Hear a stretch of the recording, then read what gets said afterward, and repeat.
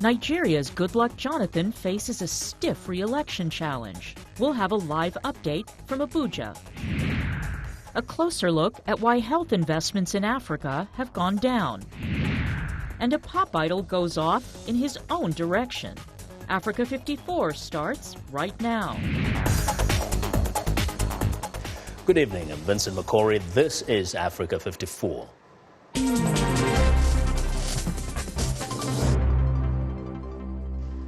Well, in an effort to calm fears and lower the rhetoric of their supporters ahead of Saturday's election, Nigeria's two leading presidential candidates signed a second peace accord Thursday, promising to hold peaceful polls and not incite religious or ethnic tensions. Incumbent Goodluck Jonathan of the People's Democratic Party and his rival Muhammadu Buhari of the People's Progressive Congress called on all citizens and their party supporters to refrain from violence. They signed a similar peace accord in January. In 2011, around 800 people died in Nigeria during post-election violence. Well, for the latest election news, VOA West Africa correspondent Ann Luke joins us live from Abuja, Nigeria. Ann, welcome. And you were there. They signed this accord. But to give us a sense of what do people think of it, how significant is this peace accord? Yeah, it's hard to say. I mean, it's definitely not a bad thing, and maybe it's a vote of confidence. But, you know, I mean, it was kind of a conditional accord. Buhari and President Jonathan said they will accept the results of a free, fair, and credible election. So that still leaves the way open for someone to say, oh, listen, we don't think that this was done correctly. We think something funny happened, and so we're going to reject these results and we're going to contest them. Now, they did sign another one in January. Why did they need to sign a second accord? You know, they said it was a renewal. That's literally what it's called, a renewal of the peace accord signed in January. And maybe just a chance to remind people, maybe also in an attempt to, A, remind their supporters to stay calm and not get up to anything over the weekend, but also maybe just to reassure the general public of their commitment to keeping things peaceful. Now, Anne, we've seen a few skirmishes here and there during political rallies. What is your reading of the temperatures at this point? Yeah, I mean, there are definitely tensions, but I think there also is I get a sense of fatigue as well, that people do want this to go well, that people are aware that in the past, you know, when things turn violent, it's kind of the average folks who suffered. So I think people are aware of that. And I think I get the sense people really want to vote. They're really anxious to see this election happen, and they just want it to go well and to move on with their lives. Looking around town and all the other places you've been, do you see a presence of security personnel that at least can give people some reassurance? You know, I've definitely seen quite a few police whirring around Abuja today. I hear from a colleague who just drove up north to Kano that there are lots of checkpoints on the road. He said that, you know, the road is packed. People are, you know, rushing to get home before this restriction on movement starts on Friday. But, you know, he said that it seemed relatively calm. You know, there wasn't anything extra special about the checkpoints or anything, just kind of a ramped up presence. We know that the authorities there decided to close all the border points. What is the significance of this? Can you give us some details? I mean, maybe they just kind of want to lock down the country. You could also, you know, the Inspector General of Police did say this week that they're using customs and immigration officials to help with election security, to help with security, securing polling places, securing election workers. So it could have also just been a very practical measure of, you know, we need to shut borders so we can concentrate on securing these elections. There also is something to be said for an abundance of caution, for reassuring people, for maybe just locking down any way anything could go wrong and allowing themselves to just focus on the election. Now, the other question is that of people who have been forced to run away from their homes, the IDPs and those who even crossed over to other countries. Is that being discussed? Not as much as before. I mean, keep in mind the IDPs, the only way they can vote is if they, A, have picked up their PVC, their permanent voter card, and B, for example, Borno State residents need to vote in Maiduguri. So if you're an IDP that's in a camp in Maiduguri or you have sought refuge there, you can vote there. But if you're, for example, a Borno State resident who's gone further south, if you're not willing to go up to Maiduguri to vote, then you don't get to cast your ballot. Finally, the campaign rallies are officially over. Is it now going to be just a wait time until Saturday? Definitely. A wait and see time. I think everything feels fairly calm for now, I'll say. Hey, and thanks, and stay safe, okay? Thanks a lot. Thanks. While the viewers and Luke reporting live from Abuja in Nigeria. Now, President Goodluck Jonathan actually faces 13 candidates in his bid for re-election. But as we've mentioned, his prime challenge comes from Muhammadu Buhari, the flag bearer of the APC, Nigeria's first truly nationwide opposition party that is able to give the ruling People's Democratic Party a run for its money. Well, here is again viewers and Luke as she reports from Abuja. Nigeria votes amid uncertainty. Africa's largest economy is faltering. Tumbling global oil prices have laid bare its failure to diversify and save for a rainy day. The devaluation of the naira is starting to hit Nigerians' wallets in this import-dependent country. Economists warn of some serious belt-tightening ahead. And the Northeast is a battlefield. Nigerian and regional troops are advancing against Boko Haram and working to hold on to the territory liberated so far this year. Hundreds of thousands are displaced and may not be able to vote. Suicide attacks have continued. Politically, there's a sense that anything can happen. The PDP has run Nigeria relatively unchallenged since 1999. But the opposition came together in 2013. Four-time presidential hopeful from the north, Muhammadu Buhari, carries the banner, or rather the broom, of that new party, the APC. We seek a new Nigeria. It starts with us. It starts today.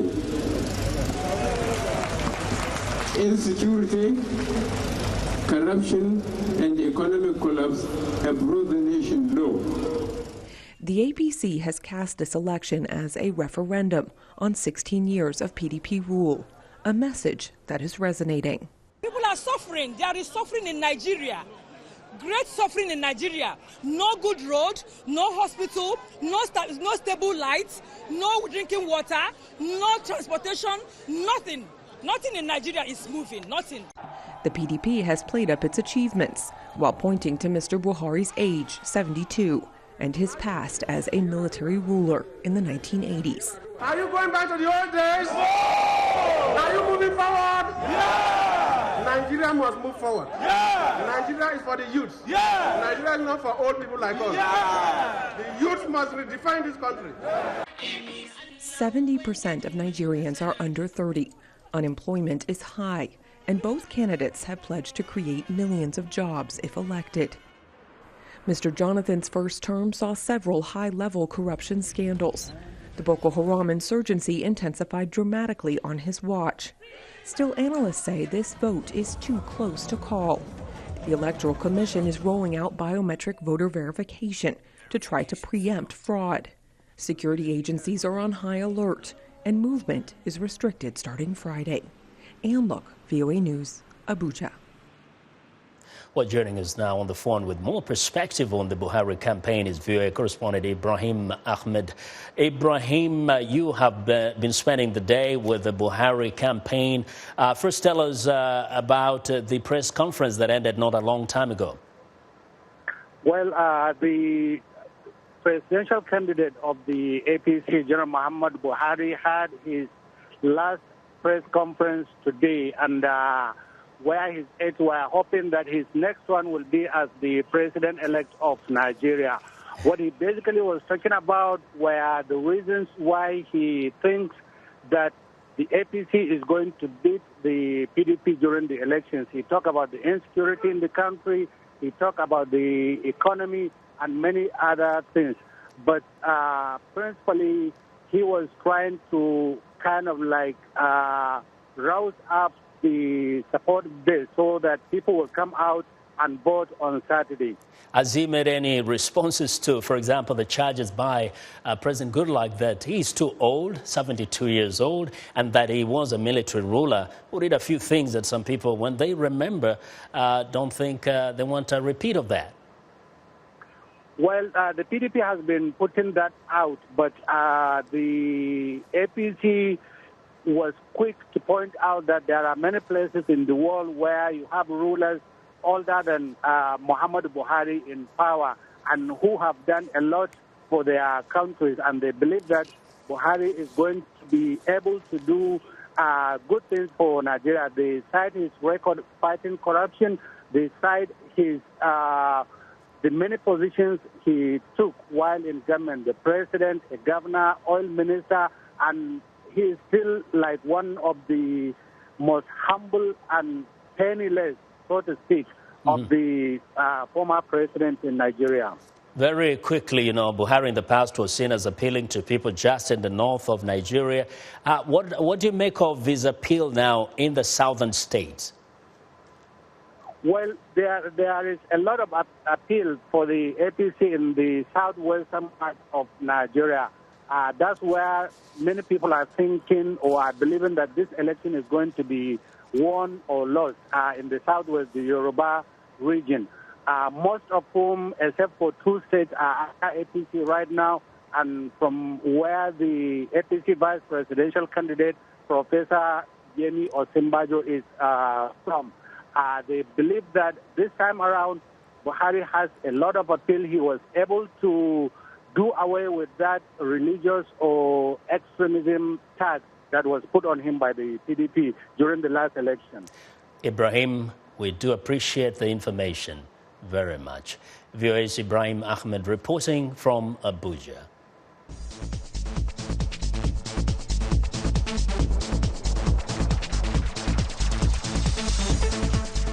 Now across to the Middle East, warplanes from Saudi Arabia led a new offensive against Houthi rebels in Yemen on Thursday as Gulf Arab allies and others in the region rushed to support internationally backed President Abu Rabu Mansur Hadi.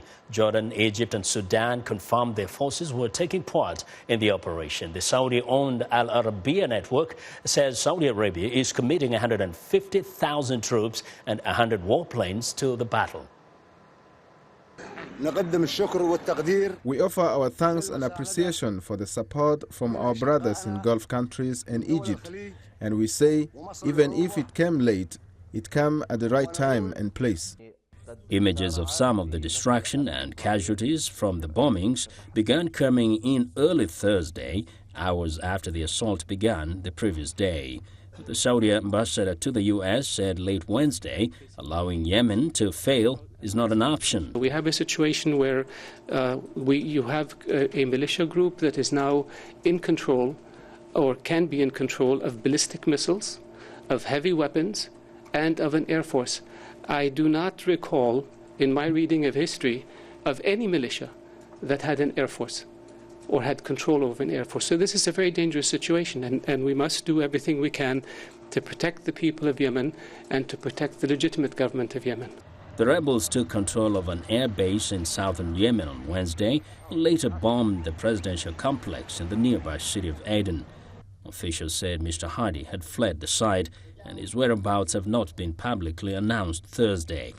Yemen's foreign minister says the militants' control of Yemen could have far-reaching implications for the region. The enemies of Yemen are not only the Houthis, Abdullah Saleh and Iran, but also time. It is not in our favor. I'm saying now, it is possible of fast intervention to save Yemen from the unknown and a civil war, or it becoming an Iranian land next to Saudi Arabia, after which it will control the Bab al-Mandab Strait. It is better now to intervene with less money. If this continues, they will take over Yemen and it will be difficult to remove them. The Houthis, widely believed to be backed by Iran, have taken over the capital and have battled Sunnis and other tribes as they try to expand their authority throughout the rest of the country. Now, for the latest on the unfolding situation in Yemen, Zaid Al-Alaya, a Sana'a-based journalist, joins us live by phone from Yemen. Zaid, first, please give us some update on what's happening in the country right now.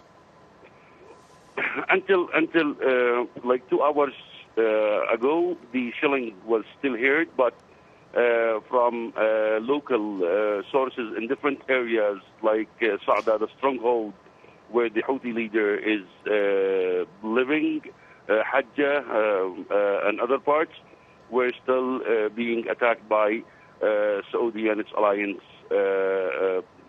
forces continue their attacks against some targets that they say they're targeting al-Houthis, but this is not the case.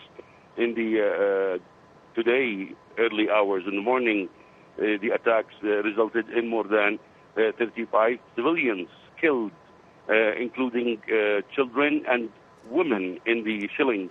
Large number of houses were destroyed as a result of this, and it arose a sort of like wide-scale resentment among the large number of Yemenis, not just in the north, but all over provinces of Yemen. Yes, Zaid, but I know that in Sana'a there were demonstrations by supporters of the Houthis. How do you explain this? It was really big, and not only from the Houthis or Ansar Allah faction, but from all other parties. Just 2 hours ago, before you call, around 20 parties agreed and issued a statement against any interference in Yemeni affairs. And the attacks of Saudis and its alliance divided the Yemeni society into two parts. One were like things that these strikes were right and were legitimate to stop the Houthis and Ansarullah that they say backed by Iran. But the majority of the Yemeni society were completely against this attack. And they say this is completely a Yemeni affair and should be dealt between Yemenis without any interference from outside. Now, very quickly, do Yemenis fear that things are going to get even worse from here? It's not. Yemenis are fearing, yes, large number of families have fled the city of Sana'a and other places, but the people are not just fearing that this war will not be very limited, but it will expand more, not just in Yemeni lands, but I think this will affect the whole region, and maybe the war and clashes will also be seen in some of the Saudi Arabia lands. We definitely will keep our eye on this unfolding events. There, Zaid, thank you very much. Zaid Al-Alai is a Sana'a-based journalist reporting live from Yemen. Now, we want to know what you think about Africa 54 and the stories we covered. Join the conversation on Facebook. The address is Africa 54. Check out our headlines 24/7 on voaafrica.com. Coming up, we'll reveal the strengths and weaknesses of the global health community's ability to handle a major crisis. Stay with us.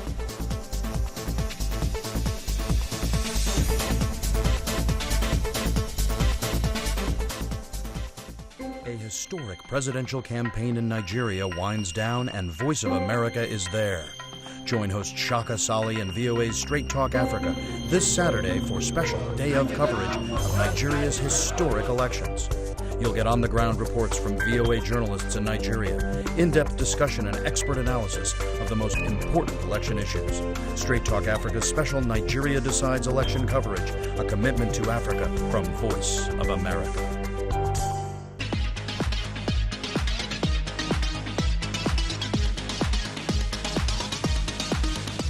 Welcome back. Now, Lino Mudu is on assignment. In health news, observers say the response to the Ebola outbreak in West Africa has highlighted both strengths and weaknesses of the global health community's ability to handle such a health crisis. Funding has proven to be a critical aspect of this issue. A new report by Global Health Technologies Coalition says the United States needs to do more, given its key role on global health. The Global Health Technologies Coalition is an advocacy organization based here in Washington that focuses on advocating for new tools and technologies in the global health space to fight infectious diseases. We work mostly in U.S. policy, but also do some work at the global advocacy level. GHTC just released a report. In a nutshell, it talks about the fact that since 2009, the U.S. government investment in global health for research and development has stagnated or decreased. When we know the important role that the U.S. play in global health, isn't that a reason for concern? It is a reason for concern. The U.S. government is the largest investor of global health research and development, and so seeing that stagnant or even decrease is very concerning to us at GHTC. And, we've been working with policymakers here in Washington advocating for that funding to be continued and to be sustainable, because research and development is a long-term investment. And so we really need that money to be there and for the U.S. to continue to make those investments. So to what do we attribute this stagnation or decrease of fund? Well, we've seen some real challenges in terms of budget negotiations with Congress over the past couple of years. And, starting in 2009, budgets were really tight. And then we saw sequestration happen, which is a big word essentially that means across-the-board cuts to government agencies. And so policymakers were fighting amongst themselves around larger budget battles. And those budget battles really negatively impacted funding for infectious disease research and development across U.S. agencies. Which then has a repercussion on global health in developing countries and around the world. Of course, it does. A very serious consequence. We saw recently with the Ebola crisis in West Africa, we weren't prepared. We didn't have the tools and the technologies that we needed to address that challenge. And we don't know what the next global health challenge is going to be. So having those tools developed ahead of time and having the research and development capacity invested, that's what we need to ensure happens so that we're prepared for the next global health crisis, whatever that might be. So why should global health that is of concern to other people be of concern to someone in the United States? I know we talked about how the Ebola crisis was an example of how we are interconnected, but why should someone care? Great question, and we get that a lot, I think, on Capitol Hill as well. And, the global health is really America's health is a good argument that we can talk about when people ask that kind of question. The other thing that's really important to note is that 64 cents of every dollar that the U.S. invests in global health research and development actually comes back to benefit U.S. researchers and work done here at home. And so that's a real stimulant to our economy. That's another thing that resonates with policymakers if it's about money. And then, of course, the obvious answer is that it's the right thing to do. And it protects and saves the lives of people living around the world. And, that's also a really strong message when you're talking to policymakers. They do care about doing the right thing. When we have a report such as the one that you just published, your organization just published, then what is the next step? Is it advocacy? Is it fundraising? What is it? It's advocacy at all levels. We need to be interacting with our policymakers in Washington and educating them about the importance of this work. It is an upfront investment, and it is important for them to understand what that means down the road, because I think policymakers think in short-term annual funding cycles. A lot of them aren't scientists, and they need to understand from people like us, from advocates, why the scientific process is so important, why it might take a long time to develop a new drug or a new vaccine, and why those investments have to be sustained and continued year after year. What is the way forward? What do you see as the way forward? I think what we need to see is a strong commitment from the United States government, from agencies and from Congress to continue to make this a priority. We have investments happening across U.S. agencies. People automatically think about the National Institutes of Health as the leader in research and development, but other agencies, USAID, the Department of Defense, the CDC, the FDA, even all play a crucial role in the work that's done in infectious disease research and development. And I think seeing that sustained, that's really the way forward. We should be the leader. We should continue to be the leader in global health R&D. And I think, the advocacy work that GHTC and so many other organizations are doing is really helping to build that path forward. Well, it's time now for a short break. Still to come on Africa 54. A singer goes in a different direction, and girls all over the world are hearts broken. We'll be right back.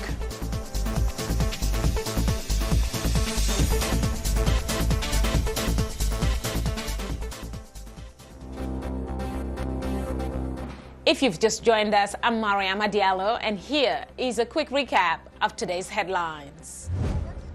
Nigerian children escaped the violent clutches of Boko Haram attacks in northern Nigeria to find safety in Minawao camp. In Tunisia, 23 suspects arrested following last week's jihadist massacre at the Bardo Museum. In Zambia, national currency kwacha suffers the sharpest low, with an exchange rate of $1 being equal to at least 5,500 local currency. Finally, in Liberia, after Ebola cases are subsiding, different companies struggle to recover from the financial losses. That's it for today. Thanks for watching. We'll see you next time.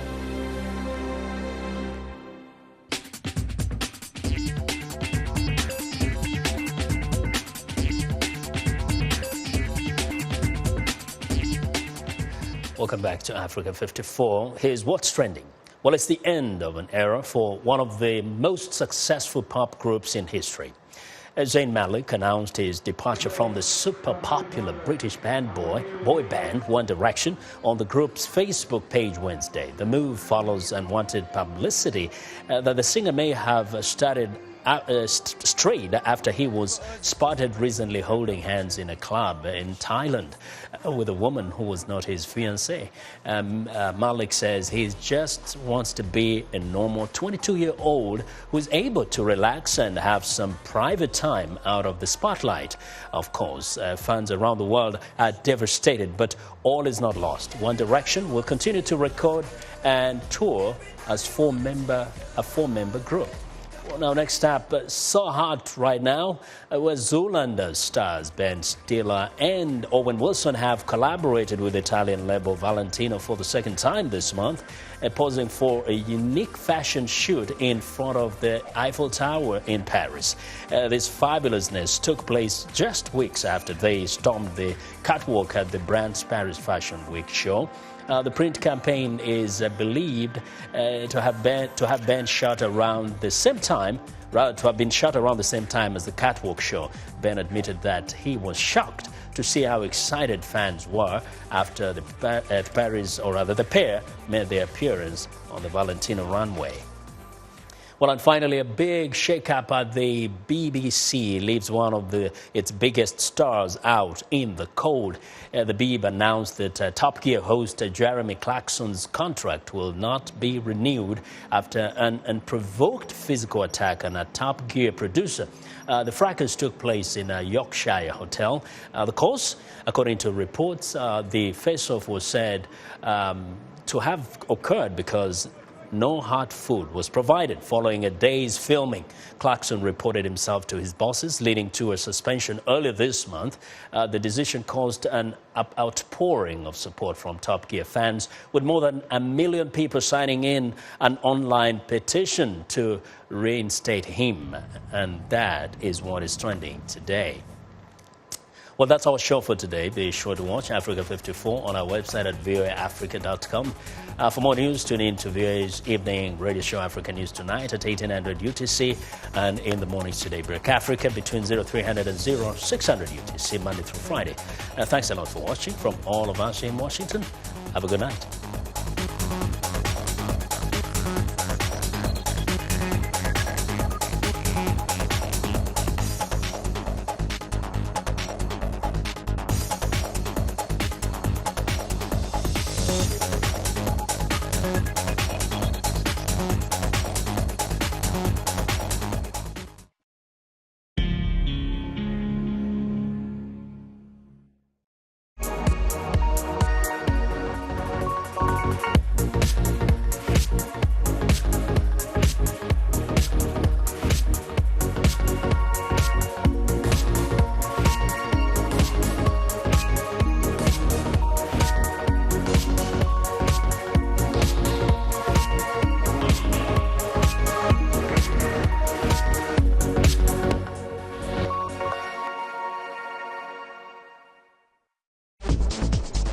We are able to touch on things that are important to people on an everyday basis. Hello and welcome. I'm Vincent McCory. This is Africa 54. In a lively half hour, news, sports, health, lifestyle information, comments from our viewers. Africa 54, the best for Africa, about Africa. Join us only on VOA.